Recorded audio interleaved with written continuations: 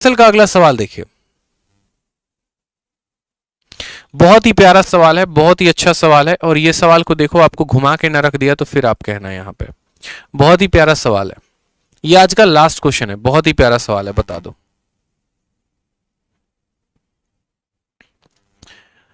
एक ये सवाल है और एक ये सीजीएल का 7 मार्च का सवाल है, दोनों के दोनों सेम कंसेप्ट पर हैं, सेम तरह के सवाल हैं, मजा आ जाएगा आपको। आंसर बता दो।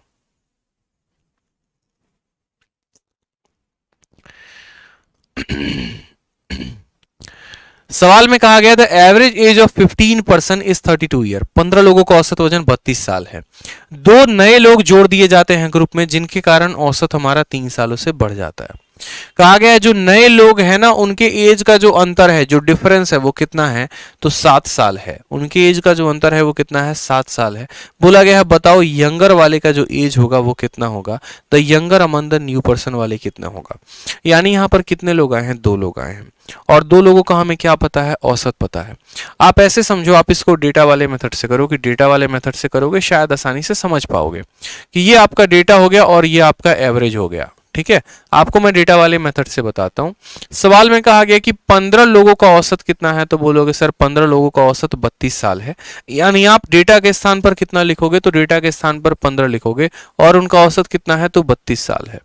फिर उसके बाद कहा गया कि 2 व्यक्ति हैं जिनको ग्रुप में जोड़ दिया जाता है और औसत हमारा 3 साल से बढ़ जाता है। यानी ये जो 2 लोग आए हैं ना ग्रुप में, इनका औसत का कुछ था पता नहीं है, मानो इनका औसत x है। 15 लोगों का औसत इतना, 2 लोगों का औसत इतना, और इनके आने के कारण टोटल 17 लोगों का औसत जो है वो 3 से बढ़ जाता है। यानी 32 में 3 को जोड़ देना है, यानी कितना हो जाता है, 35 हो जाता है।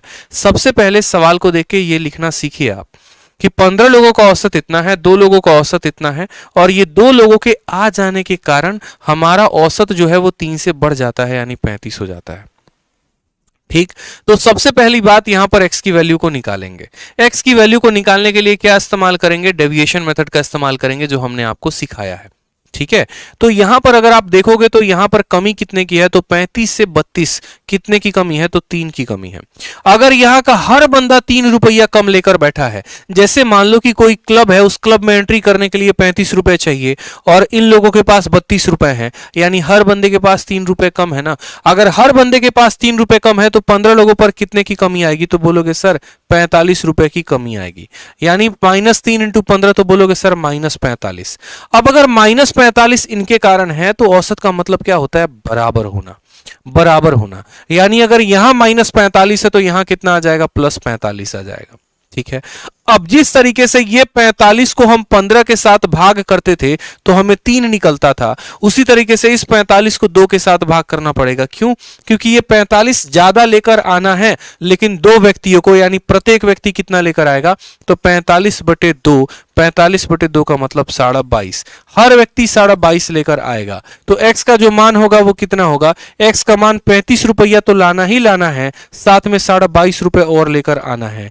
यानी यहां पर x का मान अगर हम बात करें तो हम यहां पर साफ तौर पर ये बोल देंगे ठीक है, हम यहां पर साफ तौर पर ये बोल देंगे 5 2 7 3 2 5 57.5 रुपए। यानी जो 2 नए लोग आए थे उनका औसत कितना था, तो उनका औसत 57.5 रुपए था।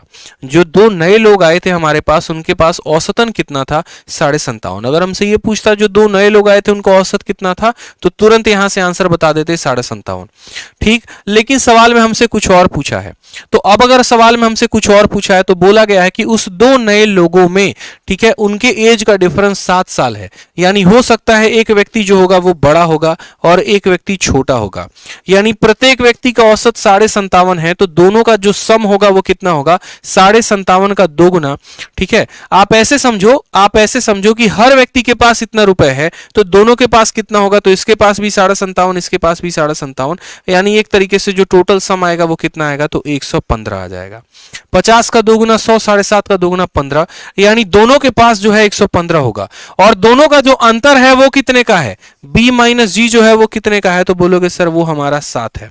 जब भी ऐसा कंसेप्ट हमारा यहां पर आए कि a प्लस बी की वैल्यू दी हो और a माइनस बी की वैल्यू दी हो, a की वैल्यू पूछेगा बड़े वाले की तो दोनों को जोड़कर आधा कर देंगे, और छोटे वाले की यानी माइनस वाले की वैल्यू पूछेगा दोनों को घटाकर आधा कर देंगे। ये हमारा आंसर हो जाएगा। तो सवाल में हमसे बोला गया यंगर वाले का वैल्यू बताना है, यानी छोटे वाले का बताना है। मैंने कहा था ना, एक बिग है और एक स्मॉल है, यहां पर ऐसे समझो, एक बिग है और एक स्मॉल है, तो यहां पर यंगर वाले का यानी छोटे वाले की वैल्यू बतानी है, s की वैल्यू बतानी है, दोनों को घटाकर आधा कर दो। 115 में से 7 चला जाएगा 108, और 108 का आधा कितना होगा, तो 108 का आधा 54 होगा। 54 जो आएगा वो करेक्ट आंसर आएगा। दोबारा से हम आपको समझा देते हैं हमने क्या किया। हमने यहां पर किया कि 15 लोगों का औसत इतना है, 2 लोगों का औसत हमने x माना, टोटल औसत हमारा हो गया 35, 3 की कमी है 15 पर यानी 45, तो यहां पर प्लस 45, ये प्लस 45 2 लोगों के कारण आएगा, यानी हर व्यक्ति पर कितना, तो 22.5 रुपए ज्यादा, यानी 22.5 ज्यादा, यानी x का मान कितना होगा, तो 35 में 22.5 जोड़ देंगे 57.5। यहां तक तो हम औसत निकालना सीखते थे और इतना हमने सीखा।